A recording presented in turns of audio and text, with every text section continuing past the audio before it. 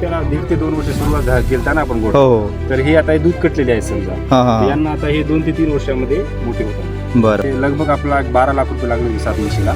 पूरक इलेल्या होत्या का? हा विलेल्या होते. त्या गोट्यामध्ये हायेस्ट किती आहे दुधाची म्हैस? 8 ते 9 लिटर एका टायमात दूध देणारी म्हैस आहे. बरं. त्या टायमाला आपल्याला 1,70,000 ती म्हैस भेटली होती. 1,70,000. तीच म्हैस या टायमाला 2.5 लाखाला आहे. तर केलेलं आहे की मशीन आहे ना याला खेटाव, याला नाही खेटू मशीन. हे सुरक्षा आहे समजा. पावसाळ्यामध्ये थोडंसं येईल प्रॉब्लेम. पावसाळ्यामध्ये मग कसं बांधून ठेवणार, कसं करणार? ते शेड आहे, पावसाळ्यामध्ये थोडंसं प्रॉब्लेम येतातच, चिखल वगैरे होते समजा. नमस्कार मित्रांनो, आपण कोंडा इथं आलो आहेत अजय विजय दादाचा गोटा बघायला. गेल्या 2 महिन्यापूर्वी आपण एक व्हिडिओ घेतला होता, ज्यामध्ये एक शॉर्ट व्हिडिओ घेतला होता, त्यामध्ये डिटेल व्हिडिओ घेतला नाही. तर तेव्हा मी आलो होतो. हे मुक्त गोटा नव्हता, सध्या हे मुक्त गोटा केला आहे. बंदिस्त गोट्यामध्ये पण म्हशी वगैरे आहेत. आधी आपण या गोट्याची माहिती घेऊ, मुक्त गोट्याचे फायदे काय आहेत, किंवा साईज किती आहे, किती खर्च लागला, असे जनावर पण सोडलेत. दादाचं नाव आहे अजय दादा. अजय दादा आणि विजय दादा दोघं भाऊ आहेत. तर अजय दादा, कसा केला गोटा, काय नाही? हे गोटे साईज आहे 50 बाय 50 गोटे साईज आहे पूर्ण. अच्छा. तर याच्यामध्ये कसं आहे, आपला वगार तयार होणारे सोडायचे आणि जे भाकड म्हशी राहतात ना, गाभण वगैरे, त्यांना पण सोडायचे. हे किती दिवस झाले करून? सलग या 2 महिने झाले समजा. अजून काम थोडंसं राहिले याचं, दावणी वगैरे करायचं राहिल्यामध्ये, आणि ते शेड पण थोडं राहिले. बरं. पाण्याची पण सोय नाही, कारण ते हाऊसचं पण करायचं राहिले.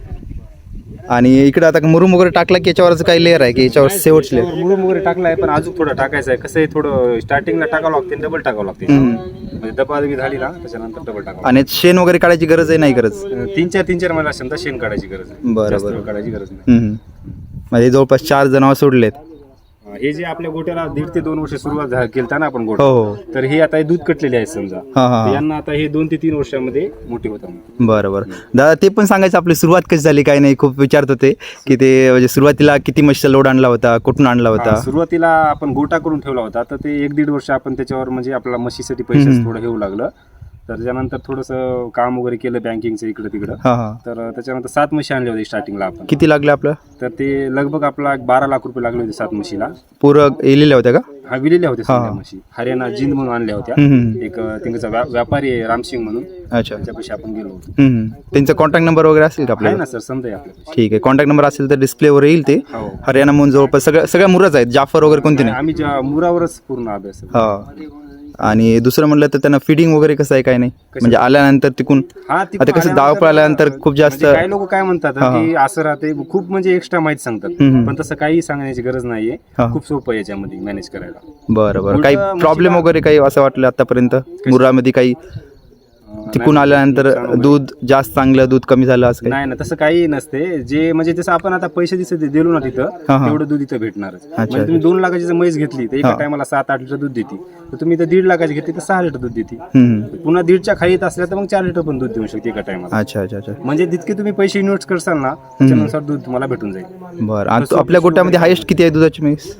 8 ते 9 लिटर एका टायमात दूध देणारी म्हैस आहे. बरं. त्या टायमाला आपल्याला 1,70,000 ती म्हैस भेटली होती. 1,70,000. तीच म्हैस या टायमाला 2.5 लाखाला आहे. हो, रेट पण आता वाढलेत जवळपास. असं आता इथे म्हशी सोडणार आहेत कसं? इथं भाकड म्हशी सोडायच्या, जे तयार होणाऱ्या म्हशी जे आहेत आणि जे भाकड म्हशी आहेत ते सोडायच्या. बरं. आता किती आहे अशी लांबी, किती आहे इथून एवढी? 50 बाय 50 चा गोटा केला. पूर्ण 50 बाय 50 आहे. आणि त्या बाजूला हे पण मारले का, रेलिंग मारले का अशी बॉर्डरला? ते जाळी कशामुळे की आता म्हैस आहे ना एकदम जाती, आणि त्या म्हशीला म्हशी द्यायला खेटते ना, त्याला खेटल्यामुळे ती काय होती, जाळी आपली म्हणजे निघून शकते. बरोबर. मुरा म्हशीचं गोल शिंग आहे ना, ते मध्ये अडकून बरोबर, त्याच्यामुळे ते काढून टाकते. राईट. एवढं अंतर सोडून केलेलं आहे की मशीन आहे ना याला खेटाव, याला नाही खेटू मशीन. हे सुरक्षा आहे समजा. ओके. म्हणजे आता म्हैस इथं येऊ शकते, तिथपर्यंत जाऊ शकणार नाही, म्हणजे ते जर काय सेफ राहते आपलं. म्हणजे कसं आहे, आता म्हशी आपण भाकड ठेवणार हो ना, तर मग काय होतं याला, तर भाकड म्हशी ठेवल्यावर विना हे कधी बी रात्री येऊ शकते, तरी कुत्रे पण येऊ शकतात ना. म्हणजे सुरक्षा म्हणूनही म्हशीसाठी आहे की म्हणजे शिंग वगैरे फसाफसी होऊ नये. पावसाळ्यामध्ये थोडंसं येईल प्रॉब्लेम. पावसाळ्यामध्ये मग कसं बांधून ठेवणार, कसं करणार? तिथे शेड आहे, पावसाळ्यामध्ये थोडंसं प्रॉब्लेम येतातच, चिखल वगैरे होते समजा. बरं. अच्छा. दुसरं आपण बंदिस्त गोटा बघू मधामध्ये, आणि इकडं आपलं हे पण आहे म्हणजे गुळीचं स्टोरेज, ते पण गुळीसोबत काम केलेलं आहे आपण. बरं.